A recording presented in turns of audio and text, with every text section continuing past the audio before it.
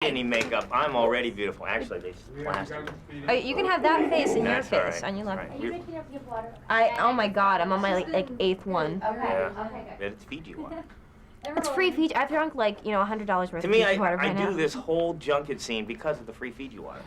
What is it about Fiji water? It's magical. It has the best taste. It's you know. Let me see this. Yeah. It's natural right. artisan water. I know. It's just water in a bottle, but Bottled it comes from at the source. and it's so magical that I got it. You got it? It's the taste of paradise. Is that what it is? It says so. Speaking of paradise, this whole movie, I feel so stupid asking or saying this, but Don't feel stupid. It's never gotten what anyone a magical anywhere. movie. What a magical movie. Thank you.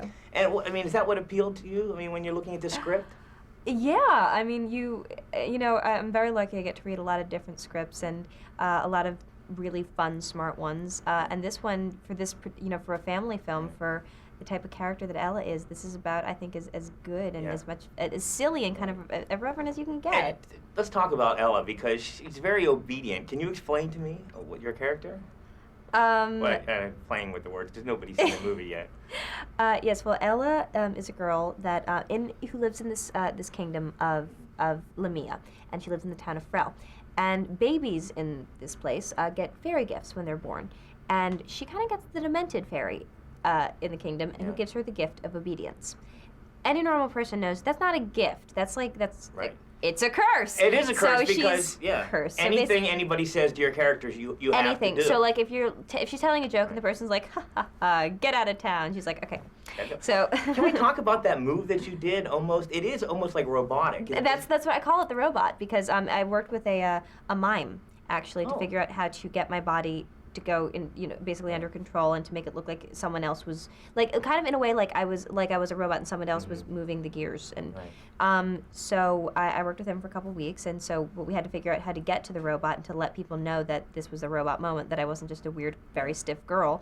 And so we decided that it was the shelter thing. Yeah, it worked very well. And what I think, too, you talked about how smart this movie was. What I liked about it was, and almost Princess Bride-ish, where the humor was there for everyone. Especially, there was one scene when everybody was laughing in the theater, and the woman next to me says, "Why is everybody laughing?" I'm like, "Because the escalators are really..."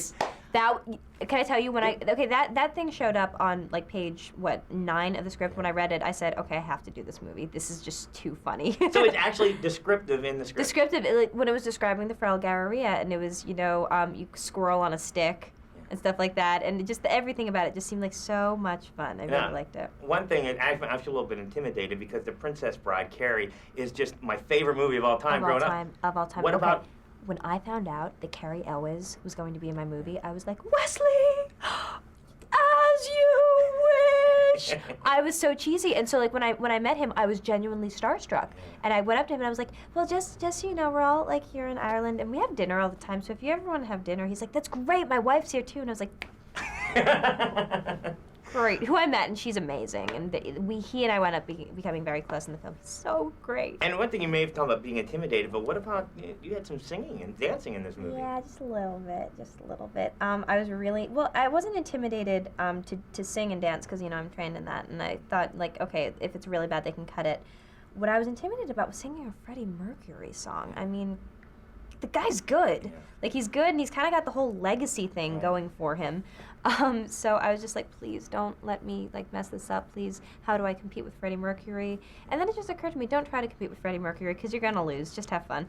Right. And that was the other thing, too, with the music. I just love the selection of the music, because everything in this world was just a blend of things you know and things you're familiar with. But in a new way that you've never quite heard it that way. So, yeah, definitely.